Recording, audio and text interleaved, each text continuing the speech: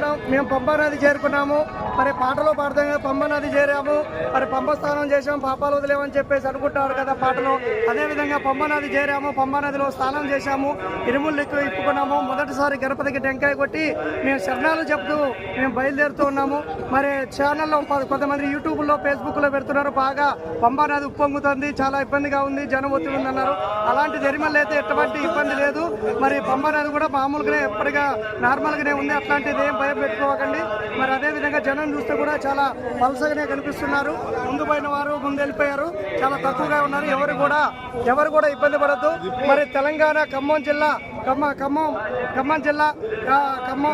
Rural మండల కామంచికల గ్రామం నుంచి మేము 40 మంది స్వాములు వచ్చి ఉన్నాము.